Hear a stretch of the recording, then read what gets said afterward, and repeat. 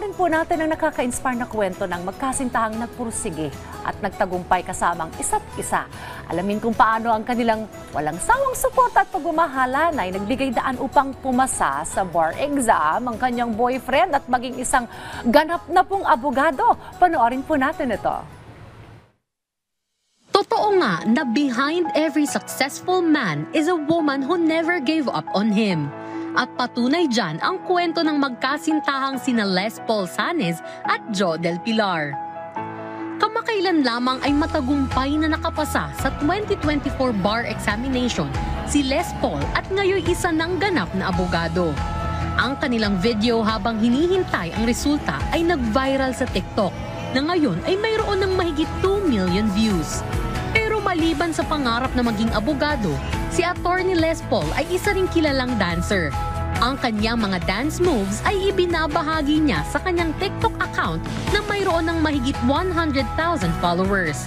Si Jo naman ay isang content creator, host at endorser.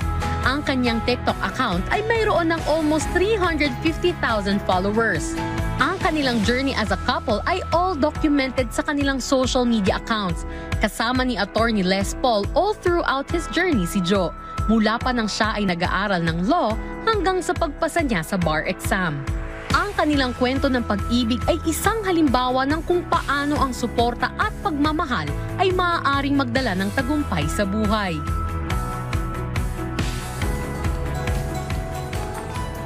Ang daming emosyon na, bukod sa nakaka-proud, nakakakilig ha. Kasama po natin live sa studio si Attorney Les Paul Sanes at ang girlfriend niya na si Jo Del Pilar. And both of you are content creators. Congratulations, Attorney Les, at Jo, congrats din sa'yo. For sure, ikaw ay parte rin ng journey ng pag-abuga siya ni Attorney. Alright, first of all, congratulations, Maraming Attorney salamat. Les Paul. And I understand you're a fashion lawyer, Yes. Congratulations. Ano ang pakiramdam na ikaw ay isa ng abogado at nakapasa ng bar examination? For sure, surreal. Sa totoo lang, sobrang hindi pa ako nakaka-recover dun sa moment. Hindi pa nagsisink in. Hindi pa nagsisink in. Very, very happy. Pero at the same time, excited na kinakabahan. Kasi alam kong at this point, hindi na to mga theoretical problems eh. Totoong tao na tong pag-uusapan natin dito eh. So, andun yung excitement sa challenge. Okay. May mga gusto ka bang i-focus? Ganun ba? Na mga cases na gusto mong hawakan? Ano ba yung interest mo na naiisip na ngayon? I mean, pag napapag-usapan namin, pangarap ko kasi sana na mapag-merge yung sayaw tsaka yung law. Okay. Di ba meron tayong intellectual property law? So, yun.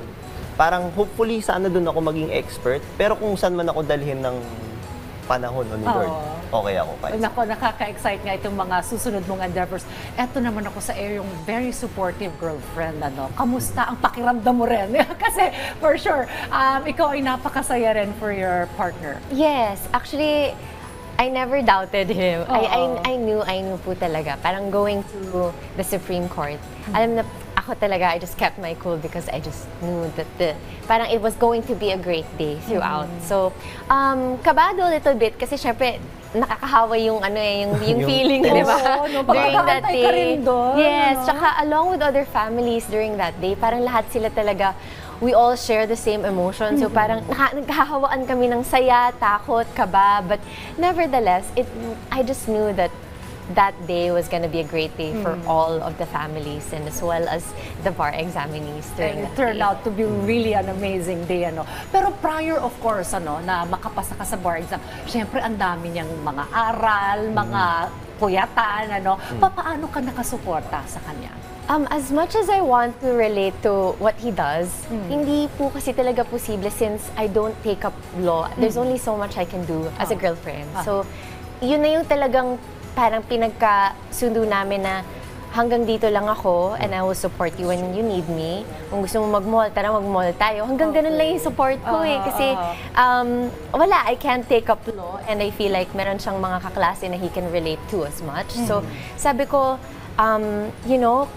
tuloy mo lang yan. If you need me, I'll be here. If you wanna go out, if you wanna go, mag-vacation tayo saglit, we can go. Basta just one call away as much as he needed me. Oo. Ano naman ang gusto mong sabihin kay Joe? Now that, kumbaga, it comes to this na, sabi nga nila, it's a culminating, itong moment na ito, na ikaw ay makapasa sa bar exam. Gusto ko lang sabihin na we're just getting started. We're just getting started. As we close tong chapter na to ng pag-aaral, just want you to know na dineliver ko yung promise ko. Pero marami pa akong promises sa'yo na gusto ko pang i-deliver. And I hope that you let me do it. Kasi, I love you. And I will continue to take care of you. Parang hindi Pasko, parang Valentine's Day. Nakakatuwa naman. May response ka ba doon? Alam ko naman po talaga that he is a man of his word. Even prior to doing law, professional dancer siya. And nakikita ko po talaga yung passion niya with his students when he says that he's going to dance. Kunyari parang meron siyang concept sa sayaw niya. And you'll see it online with the man that he is.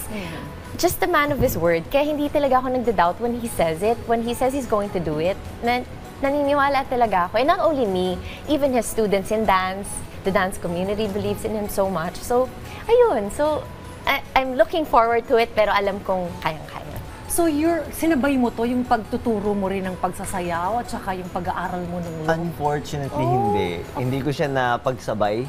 Kasi talagang ubos oras talaga habang nag-aaral. So, nasacrifice ko rin yung health ko. Talagang nagkaroon ako ng non-alcoholic fatty liver, nagkaroon ako ng mataas na uric acid. Habang nag-e-exam ako, may gout ako. So, during the bar? I mean, nung finals namin nung 4th year. So, syempre, hindi naman ako pwedeng mag-absent. So, nilaban ko yun. Habang nag-e-exam ako, nakataas yung pa ako. Just for me to be able to take the exam. Yun. Talagang iba talaga kapag determinado kang matapos ang iyong pag-aaral.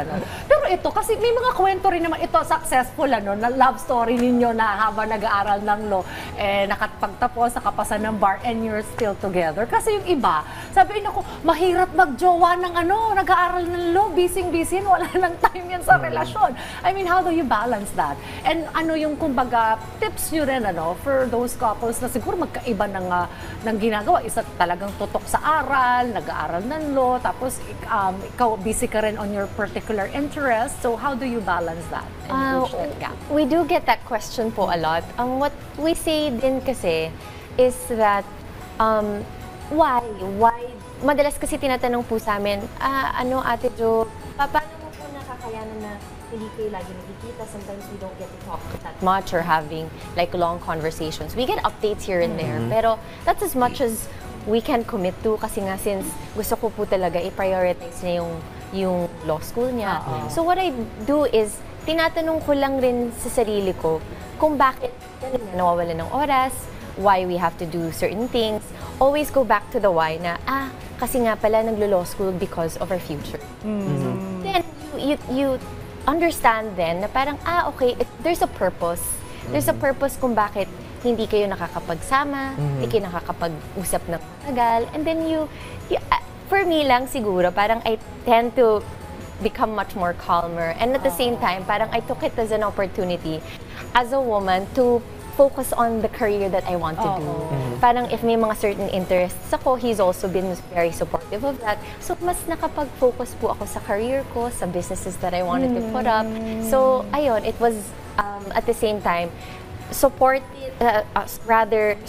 siya sa gusto kong gawin, and ako rin supportive din ako sa gusto niyang gawin. Siguro sa akin lang kasi I just understand na as we mature, there are many responsibilities na hindi na to enough na love lang talaga You really have to understand each other. And kapag gusto mo, magagawan mo ng paraan yung sinasabi na hindi mag-work well, hindi naman ibig sabihin na hindi nag-work sa isa, hindi na mag-work sa itong relationship na to. So, you just have to try. Hindi ka pwedeng makinig sa sinasabi ng iba na, well, it's not possible. Well, for them, Pero paano kung sa'yo possible? Alright, siguro panghuli na lamang sa mga aspiring lawyers din out there and also sa mga aspiring na content creators, ano yung gusto niyo maibigay na advice sa kanya? Sige, si Jo. Siguro sa mga other content creators out there or women who want to pursue or to be mas magaling sa career nila is that to just focus on the goal that you want.